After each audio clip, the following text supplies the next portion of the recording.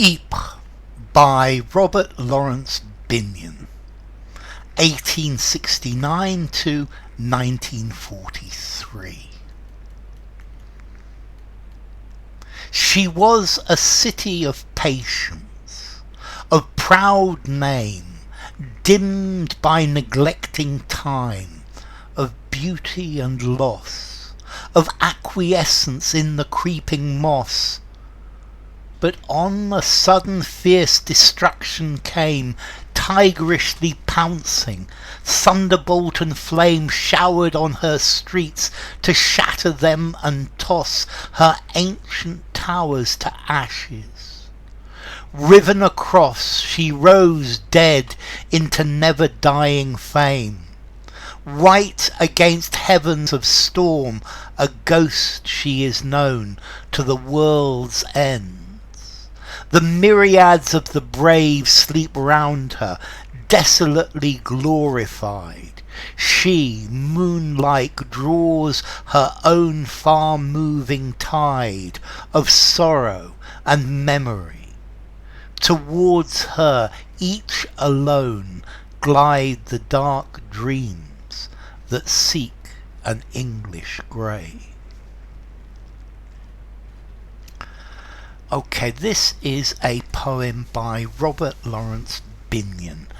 Binyon was born in Lancaster, in Lancashire. That's northwest England. He went to St Paul's School in London, and then he studied classics at Trinity College, Oxford. He worked for the British Museum throughout his life, and he's probably most famous for his poem For the Fallen, which is often recited on Remembrance Sunday. He volunteered for as an ambulance driver to help the he volunteered as a hospital orderly in 1915 and went to France for a while looking after the wounded, and then he came back and continued that work, taking care of the wounded of the Battle of Verdun. So Ypres in Dutch or in Walloon. This Ypres is a city or a town in the south of Belgium, and Ypres was one of the focus cities of the First World War. I think nearly 1 million people died fighting for Ypres.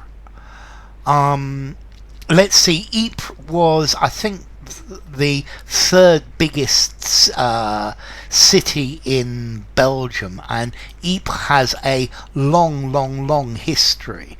I think Ypres is mentioned by being raided by the Romans, and Ypres is a city, a Flemish city that has been part of the wool and linen trade forever. Ypres was mentioned in Canterbury Tales, for example. And then when the First World War came, the Germans invaded Belgium, and the British had promised the neutrality of or guaranteed the neutrality of Belgium, and this is what drew Britain into the First World War, perhaps. But this was a focus of the fighting, and poison gas was used for the first time in Ypres. Now, Ypres is a beautiful city, but it ended up being completely destroyed by the First World War, although it was rebuilt afterwards. She was a city of patience, a patient city, of proud name, dimmed by neglecting time and beauty of time, of beauty and loss, of acquiescence in the creeping moss. So this is a city that has been there forever. I think if a city that's been there for a very, very long time, this is almost like neglected by time, that time has almost forgotten because it's still there.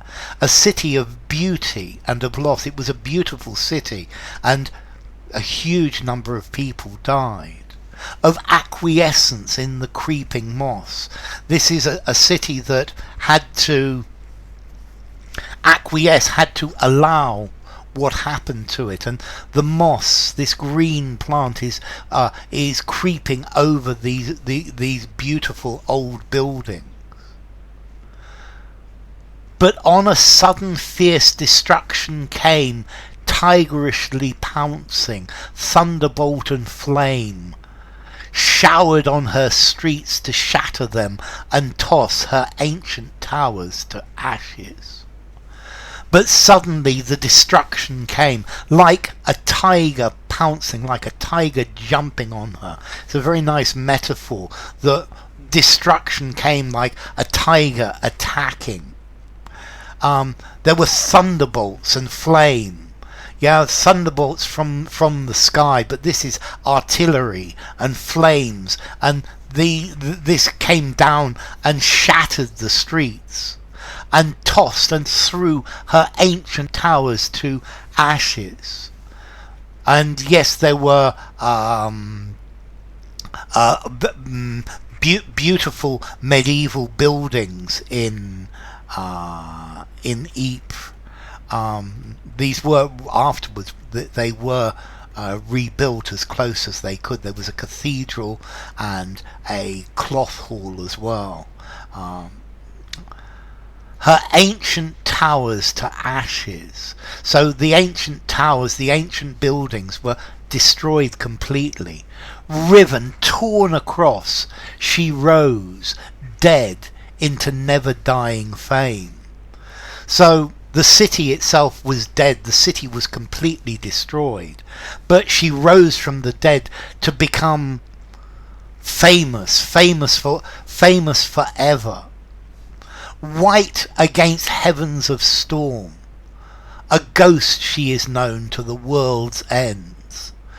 So white, purity, this is the purity, the innocence of the city, which had suddenly received a storm from the heavens, a ghost, a killed city. So the city is known as something that is destroyed, and will be always known as a place that has been that was destroyed completely. The myriads of the brave sleep round her. Millions of dead soldiers are buried round her. Desolately glorified, she, moonlike, draws her own far-moving tide of sorrow and memory towards her. Each alone glide the dark dreams that seek an English grave. So this place has been glorified. This is a place of the dead. This place is like the moon, and this place is full of sadness and memories of the dead. This place is destruction itself. Toward her each alone glide the dreams that seek an English grave. And this place, this is full of the ghosts of the dead, of the spirits of the dead who followed the dream of freedom, of a free world. So this poem is interesting because it's about the city itself. Normally these war poems are about the experience of the soldiers, the horrors that they went through. But this is about the destruction of a beautiful old city about the death of the city. So, Ypres by Robert Laurence Binyon.